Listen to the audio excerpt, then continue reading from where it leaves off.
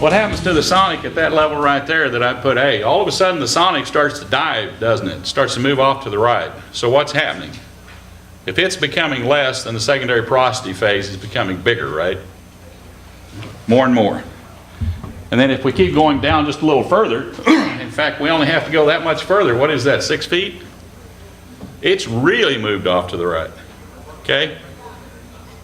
So now we're talking about probably something that's extremely vuggy, okay? Now why do I want to know that? Look where that's happening relative to where I think the pay interface is. Probably the perms from that point down are pretty high, right? If I'm real vuggy, I've probably got some real high perms, okay? Well, if I've got high perms and I'm in water, kind of scary, right? I want to be producing that from that point up, but I sure as heck don't want to get into that water, right? So it becomes a real question now as to how do I complete something like this, right? It's not as straightforward as you think. I know what you're going to normally do because everybody does.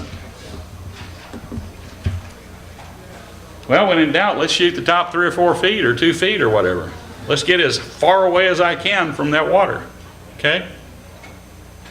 Well, again, that's fine.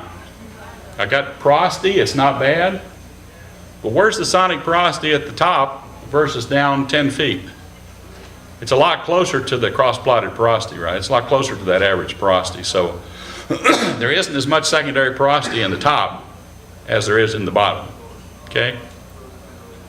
So probably I'm going to move less fluid, okay? Just inherently, because of what I know. I'm probably going to move less fluid, and that's exactly what happened. Yes, it was water-free, but there wasn't very much, okay? So now I'm looking at a well that makes less than 10 barrels a day, but I should be rich, right? I should be in Mexico right now. Okay, now what am I going to do? Now what am I going to do? I shot it up there because that was the safest place to be. Well, going to put acid on it, right? Let's open this up. Let's get this fluid going. Well, as soon as you put acid on Arbuckle, what typically is going to start to happen? Because the perm improves as you go down, you're going to start to reach out and touch the water, right? It's just natural.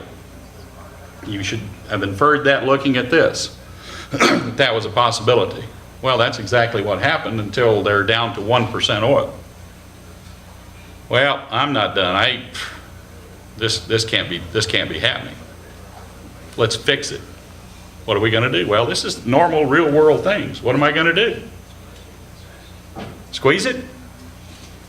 That's one choice, right? Let's squeeze it and start over. Put cement on it. And we'll start over. Okay? So let's squeeze this and, okay, now we want to pick perfs again. What are we going to do? We're back. We've moved back a week. But we're doing the same thing over again. Do I want to just shoot it again and start over? Well, this is interesting because at this point they decided, no, we're not really going to do that. We're going to do one of these short-term radius laterals. We'll do 3 of them. We'll get away from the problem. I know this is going on. Let's just move out away from the well bore, 600 feet, and we'll get away from the problem. The only problem here is we're going to do the short-term radial, lateral, but we're also going to put a little bit of acid in it just because. So where did I end up? Right back where I was. And it never should have changed, right? Because we know this anomaly is going on, for instance, with the sonic log.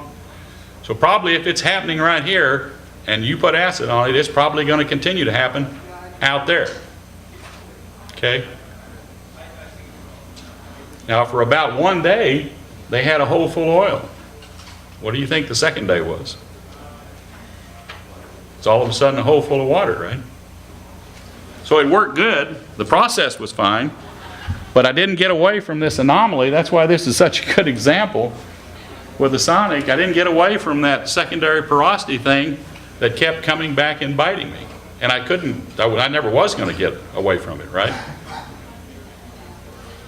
As far as I know, that 10 barrel a day well was probably the best I could ever do on this one. Now, if I drilled another well and that didn't do that, that secondary porosity wasn't there like that, I'd probably be okay, right? So this is one that a lot of work went into, trying to solve a problem, never really got solved. But if you're looking at these logs like this, you're probably thinking, well, maybe I couldn't solve it. Probably was unsolvable. It looks like I've got 15 feet of pay, but it's very, very difficult completion. And again, what's the important thing that I'm getting at here is I haven't calculated any waters yet. Don't know what the water saturation is. So let's do that. That's that same format that I showed you before. It looks like everything's fine. You just do the normal water saturation calculations, they look fine. So what's the only thing that sticks out? It's that amount of secondary porosity that sticks out, right? As you go down, it becomes the controlling factor in everything. Water saturations look fine. That top 15% looks like it's between 20 and 30% water.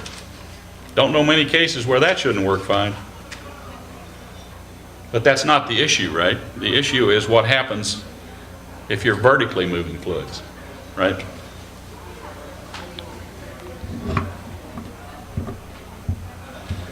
And that's where the perfs were, and we went through what happened. Now let's look at a Mississippi in Ness County. If you look at the top below that black line, it looks like there, again, we have a situation where the neutron's less than the density, so churter lime, or churter sand, right?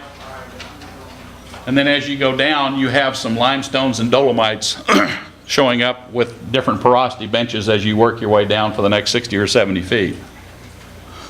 So this is another one of those situations where if I just had the logs right here, am I good enough to tell you where the pay zones are? Well, maybe I can tell you where the first one is.